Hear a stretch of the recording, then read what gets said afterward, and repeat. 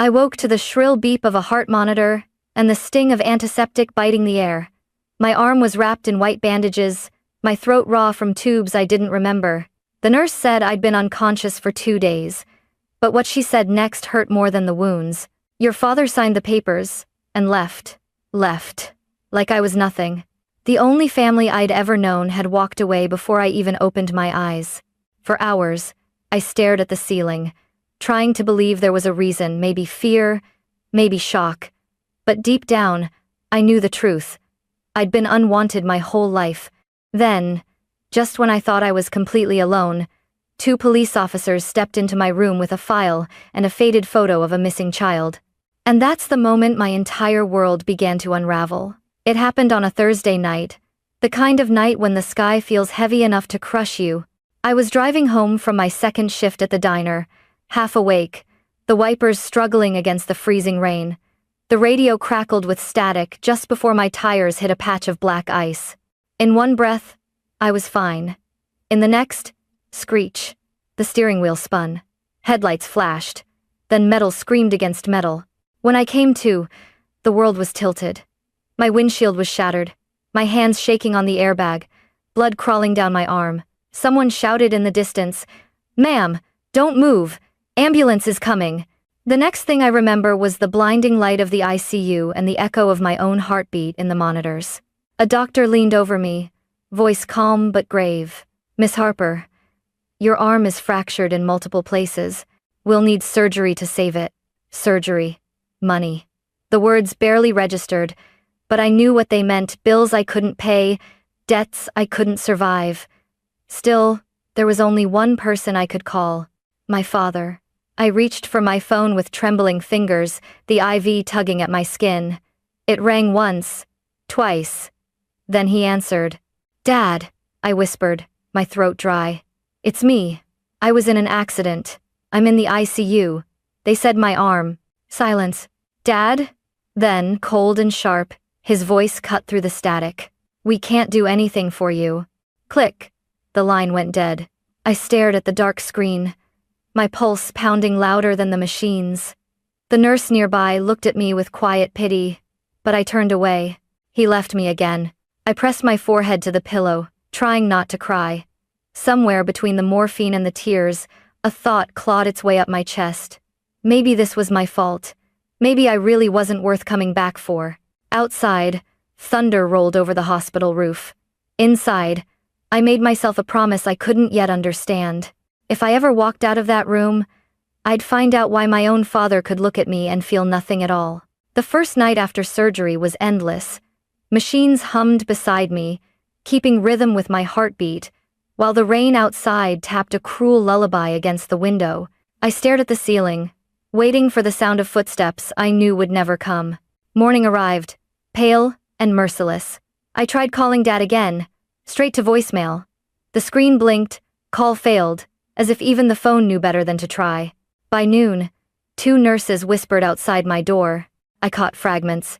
No emergency contact. Signed release. Unreachable. Unreachable. That word clung to me like the smell of antiseptic. "A police officer stopped by that afternoon routine," he said. "We need a statement about the accident, Miss Harper. Any family who can help with insurance or medical consent?"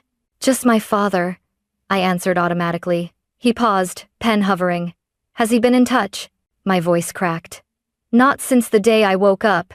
The officer's expression softened, but he didn't press further. He just nodded, mumbled something about paperwork, and left me with the silence I'd already learned to fear. That night, the hospital cafeteria's soup cooled untouched on my tray. The nurse, a kind woman named Elise, sat at the foot of my bed while changing my IV. "You have anyone coming by?" she asked gently. "No," I said. "Just me." Her eyes lingered on me, pitying, yet curious.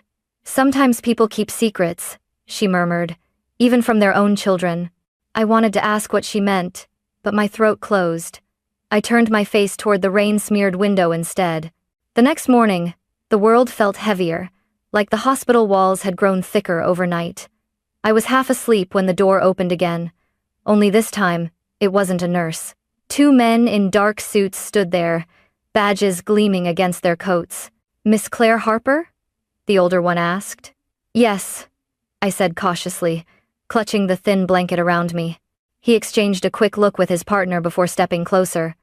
We're with the Rockford Police Department. There's something unusual about your records. And if so, I frowned. What do you mean? He placed a sealed folder on my lap. Your hospital ran a DNA verification through the national system. The results raised a few questions. I stared at him, confused and half numb. Questions about what? He hesitated, lowering his voice. About who you really are. The older detective, his badge red, Rhodes pulled out a manila folder and set it gently on my lap, as if the weight of it might crush me. Inside was a faded photograph, a little blonde girl with messy curls and a crooked smile. She was taken from her home in Albany, New York, 27 years ago, Rhodes said quietly. Her name was Emily Whitmore. I blinked, confused. Why are you telling me this? His partner, a younger man with tired eyes, shifted awkwardly. Because your hospital blood test matched the Whitmore family's DNA file. Perfectly. The room spun a little. The machines beside me beeped faster, as if my heart was protesting. That doesn't make sense, I said. There's no way. I was born here in Illinois. My dad... Rhodes cut me off gently. Your birth certificate appears to be forged. The social security record tied to your name was filed 2 years after your supposed date of birth. There's no hospital record of your delivery anywhere in this state. I laughed, but it came out broken. You're saying my father kidnapped me? Neither of them spoke. That silence was louder than any confirmation. I shook my head, gripping the sheets. You're wrong. My mother died when I was 12. She loved me. She couldn't have known. The younger detective hesitated. We believe she was involved at first, maybe frightened later. But we don't think she's the one who planned it. Rhodes unfolded another document, a ransom letter, the ink aged to a rusty brown. Your biological parents, Nathaniel and Vivian Whitmore, received 3 ransom demands after your disappearance. They paid each one, but you were never returned. He looked at me carefully. Until now, I couldn't breathe. The world narrowed to a blur of sound, the beep of machines, the drip of IV fluid, the rain outside. My father's voice echoed in my head. We can't do anything for you. I'd thought it was cruelty. Now it sounded like guilt. I want proof, I whispered. I want another test. Rhodes nodded. We've already ordered it. You'll have results within 24 hours. He slid a card onto the tray beside me. A representative from the Whitmore family will arrive tomorrow. They've been waiting for this call for nearly 3 decades. I stared at the photo again, the little girl with my eyes, my chin, my birthmark just below the right eye. I touched the same spot on my own face, feeling dizzy. After they left, I sat alone, the file open in front of me, every page whispering a truth I wasn't ready to face. If they were right, my whole life had been a lie. I looked down at my cast-wrapped arm, the wound that had brought me here. Maybe it wasn't an accident that broke my world. Maybe it was fate, finally tearing open the walls of a lie that had trapped me for 27 years. I barely slept that night. Every time I closed my eyes, I saw that little girl's face, my face staring back at me from the photograph. By morning, I was still awake when the nurse wheeled in breakfast. Someone's here to see you, she said softly, eyes wide, as if she'd just seen a ghost. I frowned. Who? Before she could answer, the door opened. A tall man in a charcoal suit stepped inside. His hair was silver at the temples, his expression a mix of exhaustion and hope that didn't seem to belong to a stranger. He hesitated, one hand clutching the doorknob as if afraid I might disappear if he blinked. Miss Harper? His voice trembled slightly. Yes, I said, guarded. He took a careful step forward. I'm Nathaniel Whitmore. The name hit me like a thunderclap. I'd heard it whispered on the news once. A billionaire industrialist, founder of Whitmore Technologies, the kind of man who lived in headlines, not hospitals. I froze. You're the man the detectives mentioned. He nodded slowly. But I didn't come here as a CEO. His throat tightened. I came here as your father. I stared at him, waiting for the punchline that never came. My father? He smiled weakly, tears glinting in his eyes. Emily, my little girl. The name sounded foreign and familiar all at once. My chest tightened. Don't call me that, I whispered. Please, he said softly, moving closer. I know this is impossible to take in, but I've waited 27 years to say your name again. My hands trembled under the blanket. If what you're saying is true, then where have you been my whole life? He exhaled, voice cracking. Searching. Every day. Every year. Your mother and I, we never stopped. We hired investigators, followed leads, drained everything we had, but you were gone. I looked away, blinking back tears. Gone? I was right here. I was growing up thinking I wasn't enough for anyone, that my father hated me. He swallowed hard. Because he wasn't your father, Emily. He was your kidnapper. The room fell silent. I felt the air thicken, heavy and cold. He reached into his coat pocket and placed something on the bedside table, a tiny silver locket. This was yours, he said softly. It has your baby picture inside. You wore it the day you were taken. My fingers shook as I opened it. Inside was a photo, the same toddler with messy curls and a shy grin. My throat closed. I don't remember, I whispered. That's okay, he said gently. What matters is that you're here now. He hesitated, then added, your mother is waiting. She hasn't stopped setting a place for you at the dinner table, for 27 years. Tears blurred my vision. I wanted to believe him. To believe I wasn't just a mistake that got left behind. But the thought that my entire life had been a lie made my stomach twist. Nathaniel reached out, his hand hovering inches from mine. I know it's too much, he said softly, but you're not alone anymore. For the first time, I didn't pull away. I let his hand rest over mine.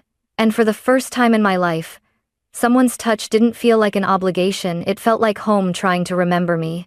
Detective Rhodes returned that afternoon, a thin folder tucked under his arm. His expression told me he wasn't here to comfort me. Nathaniel stood beside my bed, still in his suit but looking 10 years older since that morning. Rhodes cleared his throat. Miss Harper, or rather, Miss Whitmore, we've confirmed the results. The DNA is a 99.99% match. You are the biological daughter of Nathaniel and Vivian Whitmore. Nathaniel's breath caught. He looked at me like he wanted to memorize the words forever. But I couldn't celebrate. My pulse pounded as I asked the question that had been burning since dawn. What about Mark Harper, the man who raised me? Rhodes opened the folder. His real name is Marcus Hale. 27 years ago, he was a contracted security guard at the Whitmore estate in Albany. He had access to your home, your schedule, everything. He and his girlfriend, a woman named Laura, took you one night while the nanny was preparing your bottle. Nathaniel closed his eyes, pain flickering across his face. They sent 3 ransom notes, Rhodes continued. Your parents paid each one nearly $2 million in total, but the abductors vanished. For years, the trail went cold. Hale and Laura changed their identities, moved to the Midwest, and forged your birth records under the name Claire Harper. My heart sank. So everything I've ever known was fake. Rhodes nodded slowly. Yes. Every document, every ID, every story they told you. I stared at the edge of my blanket, my fingers twisting the fabric. He used to say Mom died of pneumonia when I was 12. Was that true? Yes, Rhodes said carefully. But she wasn't your mother. According to our research, Laura died of a lung infection in Wisconsin. She kept her secret until the end. I tried to breathe, but the air felt too heavy. My chest burned. He treated me like a burden, I whispered. Like I owed him for existing. Nathaniel took a step forward, voice trembling. Because he knew, Emily. He saw your face every day, a reminder of what he stole. Guilt doesn't always make people kind. Sometimes it makes them cruel. I turned to him, tears stinging my eyes. Then why did he leave me? If he was so afraid of being caught, why not run? Rhodes exchanged a look with his partner. Maybe he realized it was over. The hospital DNA verification would have exposed him. Leaving you there was his way of disappearing before the truth caught up. It hit me like a punch. He hadn't left because he was disgusted or overwhelmed, he'd left because he was guilty. I pressed my hand against my chest, my heartbeat frantic. He walked out to save himself, not me. Nathaniel's voice softened. And that's why we're here now, to make sure he never hurts anyone again. I looked up at him, at the man who claimed to be my real father, and for the first time, I saw a reflection of myself in someone's eyes. Still, Anger boiled beneath the shock. The man who had raised me had also destroyed me. I want to see him, I said, my voice steady now. I want to look him in the eyes and hear the truth from his own mouth. Nathaniel hesitated, then nodded. All right, but you won't be alone this time.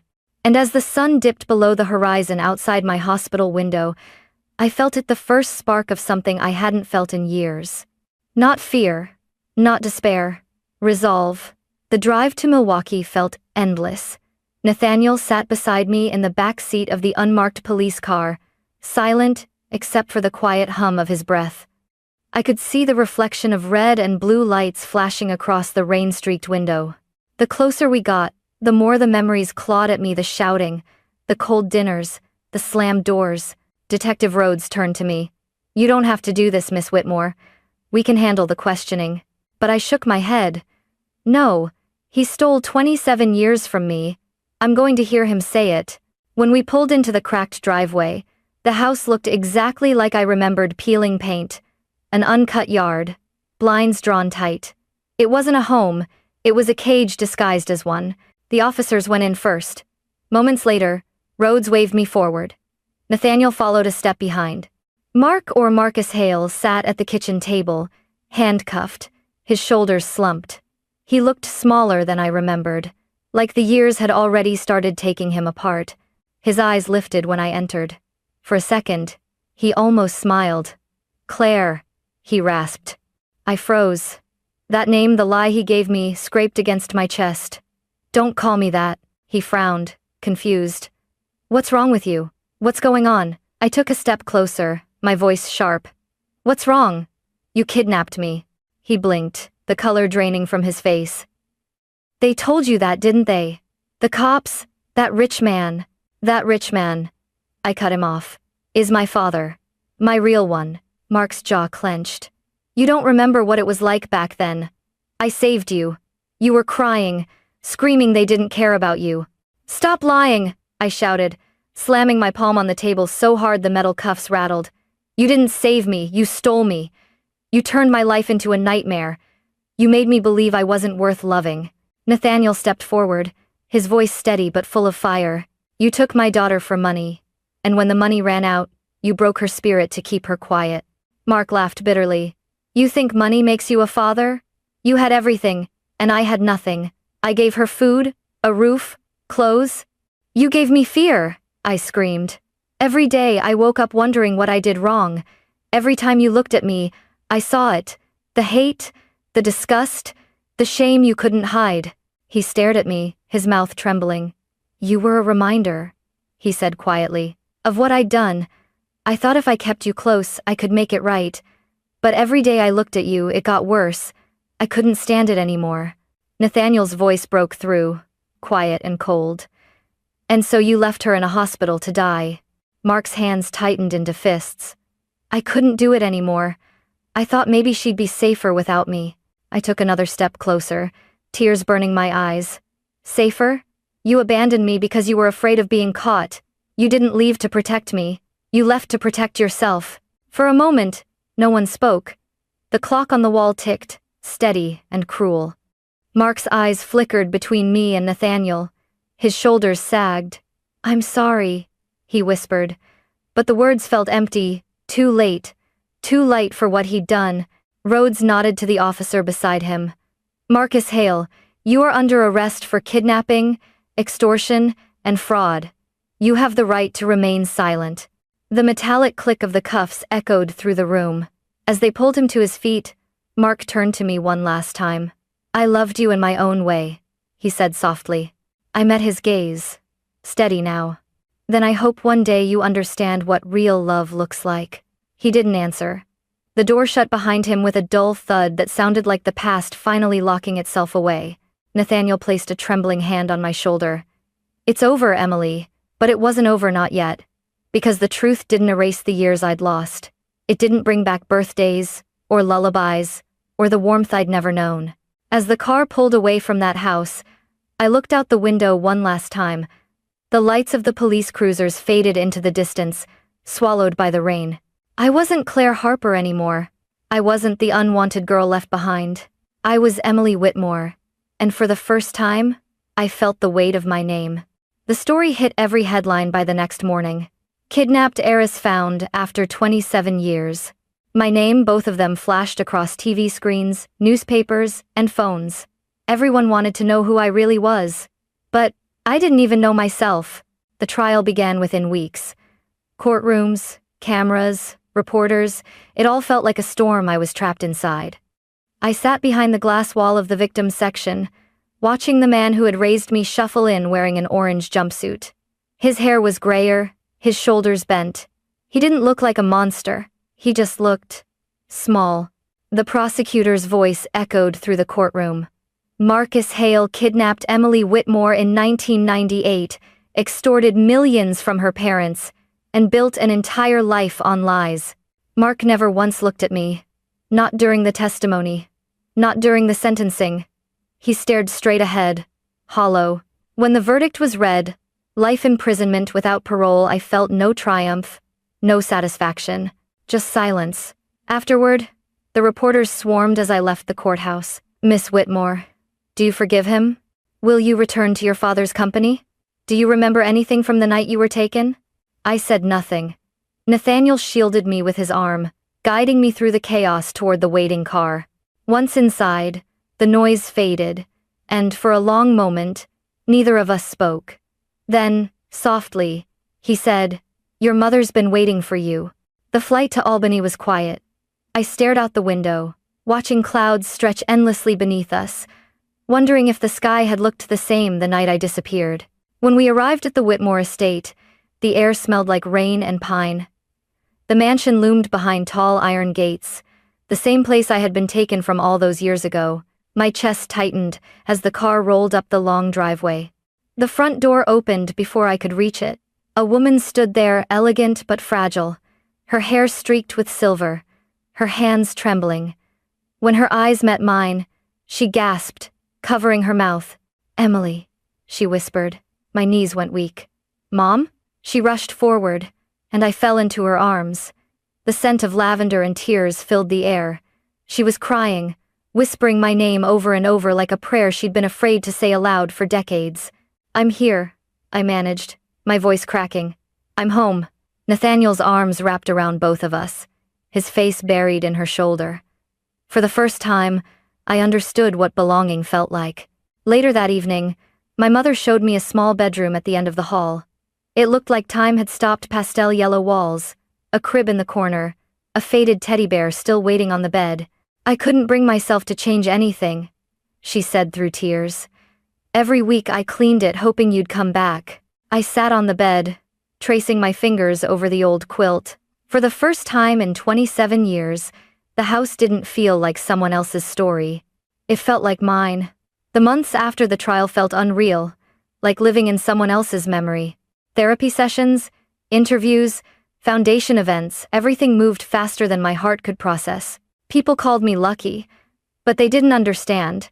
You can't call it luck when your entire life begins with a lie. Nathaniel offered me a place at the Whitmore Foundation, an organization helping families of missing children. I said yes, not because I wanted to stand behind his name, but because I wanted to give other lost kids the ending I almost never got. I moved into a small apartment near the city, far from the cameras and whispers. It wasn't grand like the mansion, but it was mine. Some nights, I'd sit by the window with a cup of tea, watching the city lights blur into gold. That's when the memories came, his voice, his anger, his silence. For years, I let them haunt me. But one night, something shifted. I opened my old hospital journal and wrote, "Forgiveness isn't about them. It's about me. I forgive to be free." The next morning, I visited the prison. Not for closure, not to see him suffer, just to prove to myself I could. Mark looked older, thinner, smaller. He didn't speak when I walked in. I placed a single photograph on the table, a picture of me with Nathaniel and Mom, smiling in the garden. "I wanted you to see this," I said quietly, "because I finally understand something. You didn't destroy me. You just delayed who I was meant to be." He stared at the picture, his eyes wet but wordless. I stood and walked away. Outside, sunlight spilled across the parking lot, soft, warm, almost forgiving. Later that evening, I returned home and stood on my balcony, feeling the cool wind brush my face. For the first time, I didn't feel broken. I felt light. I whispered into the night. Dad, wherever you are, both of you, I forgive you. Somewhere, deep inside, a knot finally loosened. Because forgiveness doesn't mean forgetting the pain. It means choosing peace over poison. And as the city shimmered below me, I realized something simple yet profound. I was no longer the girl left behind in an ICU bed. I was Emily Whitmore, a survivor, a daughter, and finally, my own person,